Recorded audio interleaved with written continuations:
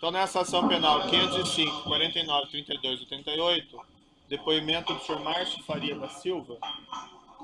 Excelência, se a sua Sim. palavra pela ordem para que fique consignada contradita pelos mesmos fundamentos anteriormente deduzidos. Perfeito. Eu faço também remissivos, então fica registrada a contradita e ela fica rejeitada com base nas mesmas razões expostas em relação ao depoimento do senhor Emílio Odebrecht, certo? Senhor Márcio, o senhor está nesse processo na condição de testemunha? Na condição de testemunha, o senhor tem um compromisso com a justiça em dizer a verdade e responder as perguntas que lhe forem feitas, certo? Sim, excelência. Eu vou advertir o senhor que se o senhor mentir, se o senhor faltar com a verdade, o senhor responde por um processo criminal, certo? Sim, senhor. Além disso, o senhor Márcio foi informado aqui por seu defensor, seu advogado aí presente, que o senhor teria celebrado um acordo de colaboração premiada com a Procuradoria-Geral da República, é isso mesmo? Sim, senhor.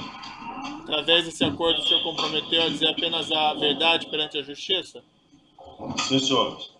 Então também, senhor Márcio, eu vou lhe advertir por força desse acordo que o senhor também tem esse compromisso específico. Se o senhor faltar com a verdade, além de o senhor responder por falso testemunho, o senhor perde seu acordo, certo? Sim, senhor. Dito isso, eu vou passar a palavra ao advogado aqui presente em Curitiba, do senhor Marcelo Odebrecht, que vai lhe fazer algumas perguntas. Bom dia, senhor Márcio, tudo bom? Bom dia. Senhor Márcio, quais foram as suas atividades no Grupo Odebrecht entre 2010 e 2015, por favor? Eu era presidente, na nossa nomenclatura, líder empresarial da Odebrecht Engenharia Industrial, que era uma divisão da consultora Norberto Odebrecht. O senhor tem conhecimento ou participou sobre o estaleiro Enseada do Paraguaçu, de alguma negociação? O senhor poderia explanar para nós sobre isso, por favor? O estaleiro Enseada do Paraguaçu iniciou-se com um consórcio construtor formado de empresas brasileiras, que era a Odebrecht, a UTC e a CNO, onde a gente visava participar de uma licitação da Petrobras para a construção de 7 sondas.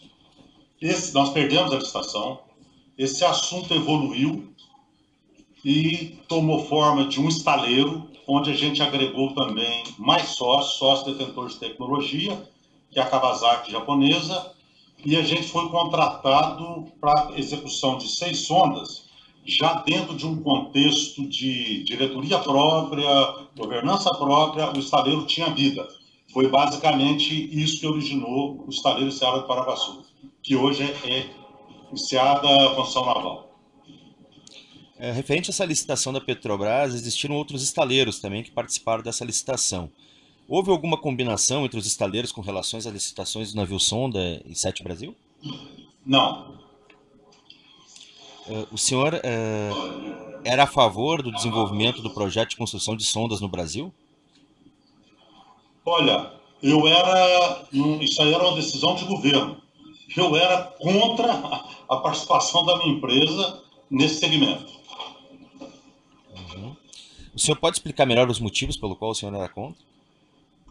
Olha, eu achava que era um segmento que não tinha o menor futuro no Brasil, como ficou demonstrado, um setor que já tinha sido amplamente discutido e trabalhado a nível de governo e foi falido nos anos 80, não era uma simples vontade política que iria retomar essa indústria no Brasil, onde você não tinha tecnologia, não tinha mão de obra especializada, não tinha fornecedor e por aí vai. E basicamente você focava quase que um cliente único. Senhor Márcio, no âmbito das empresas em que o senhor foi líder, e sob a liderança de Marcelo Odebrecht, o senhor foi orientado ou buscou autorização junto a Marcelo para oferecimento de qualquer um dos pagamentos de vantagens indevidas que foram contratados? Não, eu tinha autonomia.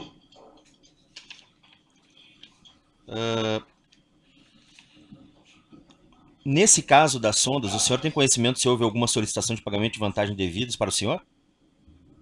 Para mim, não.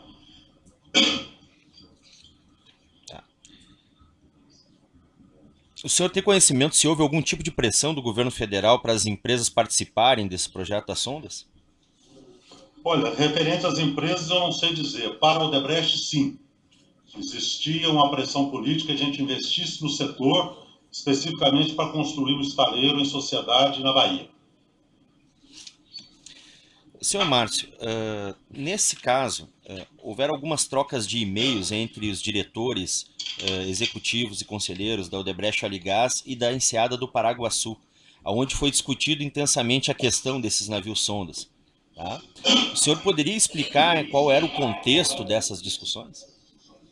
Olha, a maioria dos e-mails que eu fui copiado, eu não sei se está falando especificamente de algum, era justamente quando nós chegamos a um preço inviável do ponto de vista da Petrobras, nesse momento ainda era conduzido pela Petrobras, houve uma troca de e-mails muito intensa sobre construção versus afretamento. Houve não só os e-mails, como também um estudo que logo mostrou-se inviável. Não era mudar de construção para afretamento que iria baixar o preço da construção. Se o senhor estivesse referido a esses... Isso. O senhor pode explicar por que não era viável fazer essa conjunção entre a construção de sondas e o afretamento, mais especificamente? Olha, eram escopos completamente diferentes. Quando você fazia uma licitação para uma construção, você tinha suas variáveis de custo amplamente dominadas. Quando você entrava no afretamento, onde você passaria a ser dono do ativo, você entraria em variáveis completamente diferentes, como financiamento, taxa diária, construção, era um dos pontos. Então a gente iniciou essa discussão e viu que não tinha pé nem cabeça. As empresas, o fato das empresas que fossem atuar no negócio também serem diversas, isso interferia também nessa impossibilidade de colocação? Olha, interferia, uma vez que a Odebrecht tinha o controle de uma empresa especializada em perfuração, que era a Odebrecht Óleo e Gás, e no nosso consórcio a gente não tinha essa expertise. Você tinha um braço da Odebrecht e tanto a OAS como a OTC não trabalhavam nessa atividade, o que geraria discussões muito longas e foi o que aconteceu. O assunto não prosperou. Consta na denúncia, na página 57, um e-mail enviado por Marcelo a Branislav Contic, que é datado de 10 de janeiro de 2011, na qual o Marcelo pede a Branislav que comente que aquele assunto do petróleo não está indo bem. O senhor, por acaso, fez algum requerimento, pediu algo a Marcelo referente a sondas? Que ele entrasse em contato com o Branislav, alguma coisa? Não, eu não conheço o Branislav e não pedi. Okay. Sem mais perguntas. Os outros defensores têm indagações? Antônio Palocci tem perguntas. Pode perguntar então, Zé. Obrigado, senhor. O senhor disse que houve aí uma intensa troca, doutor Márcio, uma intensa troca de e-mails sobre pontos de vista de ser mais adequado ao Brasil um modelo de afretamento do que o modelo de produção, de construção. Não é? A posição do governo era no sentido de estimular a construção, porque sustentava o governo o quê? A independência de matrizes energéticas. Qual era a justificativa do ponto de vista contrário? Olha, Arthur, respondi a pergunta do advogado, ele perguntou a minha opinião. O que levava o governo, os estudos que o governo fez para revitalizar a indústria naval, eu desconheço. Não, a pergunta é essa, não é o que o senhor acha. A pergunta é se o senhor teve conhecimento de que isso fazia parte de uma política pública sustentada pelo governo no sentido de alcançar a independência das matrizes energéticas. No caso, não é matriz energética, é revitalização da indústria naval, era um programa de governo. É isso que essa pergunta. O senhor também disse que a persistência no viés construção do projeto foi uma decisão do governo, é isso? Não, peraí. Houve uma licitação da Petrobras para a concorrência de 7 unidades. O cliente era a Petrobras e nós bidamos no consórcio construtor. Sim. É porque o senhor mencionou literalmente que foi uma decisão do governo, por isso que eu estou fazendo... Não, a decisão do governo foi a revitalização da indústria naval. Tá bom, como uma política pública do governo, é isso? Isso. O senhor disse aí que o senhor sempre foi contra a construção e decididamente favorável ao afretamento, na medida em que isto era, as palavras são suas, inviável. Era inviável, Um momentinho, só vou terminar a pergunta. Mas inviável de que ponto de vista? Do ponto de vista empresarial? Nós estamos considerando lucro, custo, digamos assim, capacidade tecnológica, o que nós... Doutor, a pergunta que eu respondi foi a minha posição dentro do grupo referente a esse investimento. Como participamos de consórcio construtor, era um edital normal que nós fomos convidados e participamos. Agora, o resto da decisão de governo não tem o que dizer para o senhor. Eu desconheço. Não, porque o senhor disse que era um projeto inviável a construção. Na minha leitura, o projeto, não do ponto de vista de construção, era inviável, empresarial na minha leitura. Sim, entendi. Senhor. É isso que eu queria esclarecer.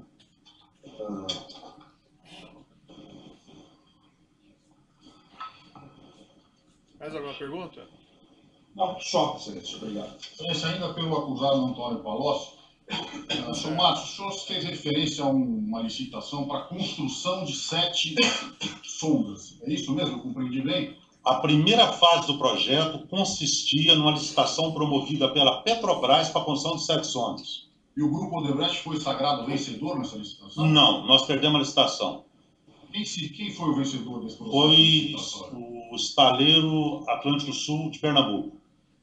E essa licitação dizia respeito única e exclusivamente à construção e não ao afretamento das sondas. É correto isso? É correto porque isso era uma licitação da Petrobras, que não tinha nada até então para a Sete Brasil. E nesse contexto, o Grupo Odebrecht tinha interesse no afretamento quando da realização deste primeiro procedimento licitatório?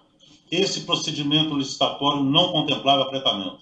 Eu pergunto, era interesse do Grupo Odebrecht afretamento? Nunca foi discutido porque se tratava de uma licitação de construção. Pois não tenho mais perguntas, muito obrigado. Outros defensores têm indagações?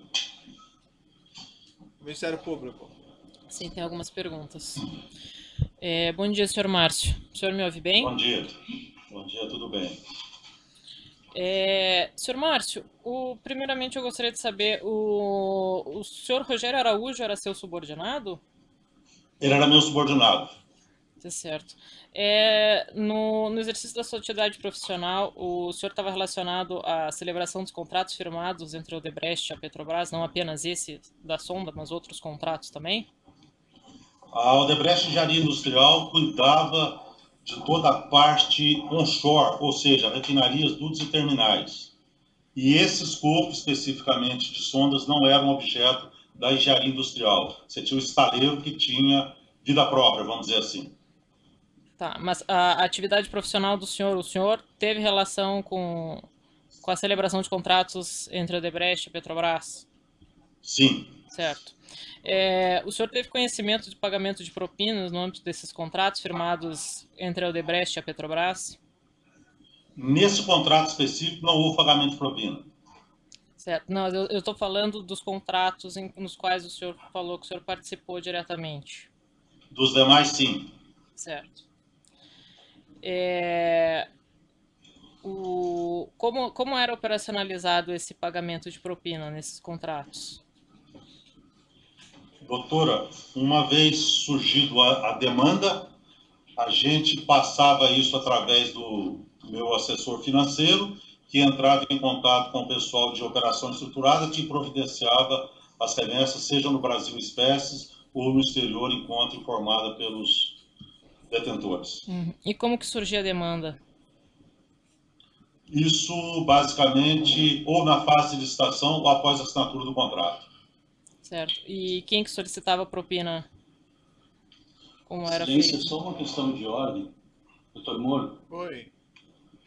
Advogado de Márcio Faria. Só uma questão de ordem, Excelência. Eu não sei se nós avançamos no tema em razão ainda do sigilo no que tange a outros relatos de Márcio Faria.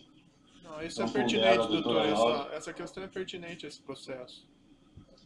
Pode... Bom, então, se... Na verdade, toca inclusive a ação na qual ele foi condenado já, doutor. A questão desses Laura, pagamentos de propina. Prejuízo. Se a senhora entende que não há prejuízo ao acordo, o doutor Moro está de acordo em avançar nos temas que não são especificamente ressalvados na delação, mas sim da 14ª fase, que é público e já houve sentença, minha questão de ordem fica interdita. Pode repetir a pergunta, então? Então, doutora, eu gostaria de saber, eu gostaria de saber como que era feito enfim, essa solicitação da propina, como havia essas tratativas de propina, como era solicitado e feito o pagamento. Doutora, era solicitada caso a caso. Cada contrato tinha sua história. Tá, no âmbito da diretoria de serviços especificamente. A diretoria de serviço, quem cuidava disso era o seu Pedro Barusco, normalmente trazia o assunto para o Rogério Araújo, que trazia para a minha aprovação, via de regra. Tá, e aí, se o senhor aprovasse o pagamento da propina, isso era como que era operacionalizado? O senhor falou que para quem que o senhor encaminhava, como isso que era repassado, viabilizado o pagamento? Isso era repassado para o pessoal de operações estruturadas, que providenciava o pagamento, seja em efetivo no Brasil ou no exterior, em contas informadas. Tá. Quem que era o pessoal de operações estruturadas que o senhor se refere? Olha, o setor de operação estruturada era liderado pelo seu Hilberto Silva, que tinha os seus assessores, Fernando Migliasso, Luiz Soares, basicamente, pode ter tido mais alguns, a Lúcia Tavares. Tá, e esses pagamentos o senhor direcionava para qual dessas pessoas?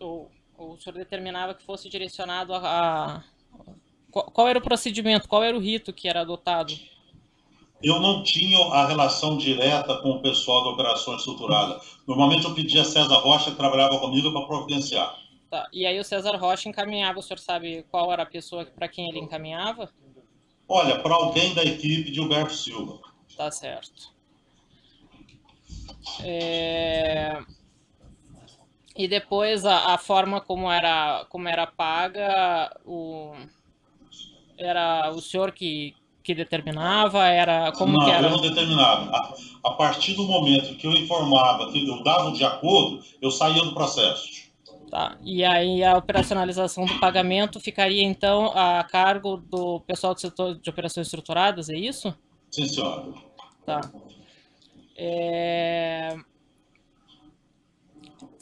Agora, falando com relação a essa questão das sondas, o senhor mencionou que, respondeu da pergunta do seu advogado, que o senhor era contra esse investimento, mas é fato que a Odebrecht participou tanto da licitação para a construção das 7 sondas, como depois, posteriormente, participou da licitação para fretamento. Então, se o senhor era contra, por que houve essa participação da Odebrecht nesses 2 certames?